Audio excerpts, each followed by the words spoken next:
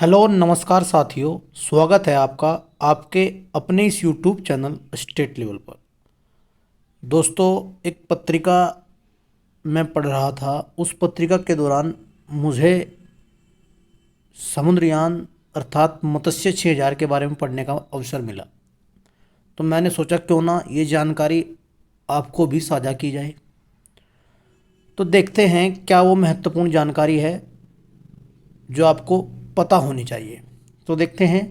चंद्रयान एवं आदित्य L1 के बाद अब गहरे समुद्र में समुद्रयान की लॉन्चिंग 2026 में संभावित। अर्थात चंद्रमा एवं सूर्य की दिशा में अध्ययन एवं अनुसंधान के लिए कदम बढ़ाने के पश्चात अब गहरे समुद्र में भी संसाधनों एवं जैव विविधता के संबंध में अध्ययन भारतीय वैज्ञानिक द्वारा किए जा रहे हैं। यानी आप भली भांति परिचित हैं सूर्ययान से और चंद्रयान से। बड़ा ही चर्चा का विषय ये हमारे देश और भारत को गौरवान्वित करने का अवसर इन्होंने भारत को दिया।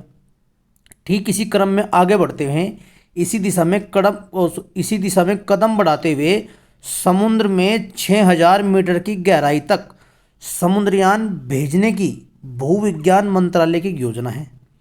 इस समुद्रयान पनडुब्बी को मत्स्य 6000 नाम दिया है।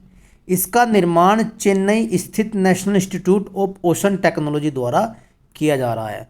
दोस्तों, यूपी पैट की परीक्षा देने के पश्चात एक बात का एहसास हुआ है कि हम केवल फैक्ट पर ही ध्यान न दें। फैक्ट के इर्द गिर्द जो भी महत्वपूर्ण जानकारी घूमती है हमें उस पर भी ध्यान देना होगा, और ये किसी भी एग्जाम के लिए अच्छी बात मानी जाती है।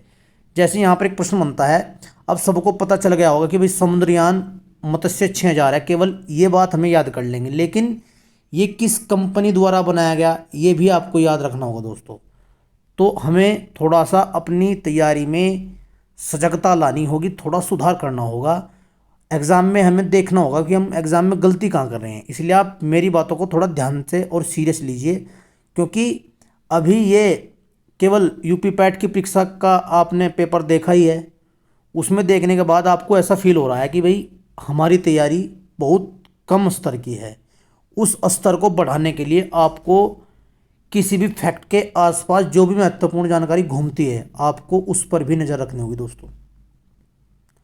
तो आपको इस कंपनी का नाम याद रखना होगा, NIOT। ठीक, आगे बढ़ते हैं। भूवैज्ञानिक मंत्री किरण रिजिजू ने 11 सितंबर 2023 को इस इंस्टीट्यूट का दौरा करने के पश्चात परियोजना की जानकारी देते हुए बताया कि गहरे समुद्र में स्रोतों एवं जैव विविधता के अध्ययन के लिए 3 लोगों को मत्स्य 6000 के जरिए गहरे समुद्र में भेजा जाएगा। गहरे समुद्र में निकिल व कोबाल्ट जैसे कई दुर्लभ खनिज उपलब्ध होने का वैज्ञानिकों का अनुमान है। उन्होंने बताया कि इस प्रोजेक्ट के कारण समुद्री इकोसिस्टम पर कोई बुरा असर नहीं पड़ेगा। यह एक डीप ओशन मिशन है जिसे ब्लू इकोनॉमी को विकसित करने के लिए किया जा रहा है।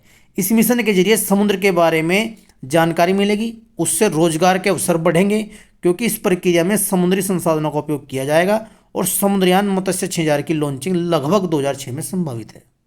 तो दोस्तों, इस छोटी सी वीडियो के माध्यम से मैंने आपको बताया कि भाई चंद्रयान और सूर्ययान के बाद अब अपना देश समुद्रयान की तैयारियों में जुटा हुआ है। तो ये जानकारी मुझे अच्छी लगी, मैंने आपको उसको साझा किया। आप इस वीडियो को देखिए और करंट अफेयर की इसे मैं प्लेलिस्ट में ऐड कर दूंगा। तो दोस्तों, यदि आपको वीडियो पसंद आए तो चैनल को सब्सक्राइब कीजिए, लाइक कीजिए और जुड़े रहिए प्रतिदिन अच्छी अच्छी जानकारी के साथ। धन्यवाद दोस्तों।